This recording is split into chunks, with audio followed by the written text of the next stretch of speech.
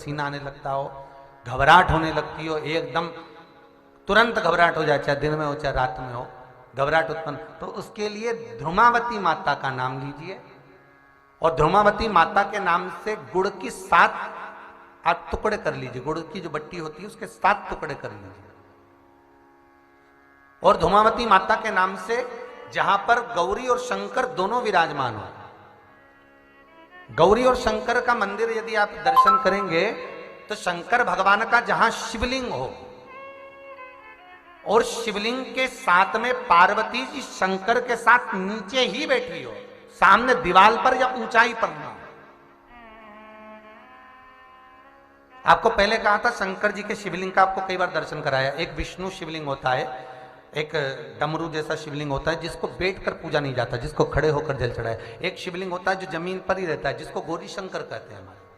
महाराज। तो गौरी शंकर का स्मरण कर कर, उमा महेश का स्मरण कर कर, जो शिवलिंग जमीन पर हो और पार्वती जी भी जमीन पर ही स्थापित है, गौरी शंकर का स्मरण कर कर शुक्रवार के दिन शंकर भगवान पर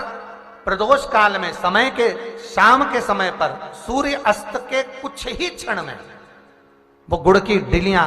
आप शंकर भगवान को चढ़ा दीजिए और गौरी माता का स्मरण कर कर उसको उठाकर ले आइए। जिस दिन उठाकर लेकर आए, शनिवार, रविवार, सोमवार, मंगलवार, ऐसे 7 दिन लगातार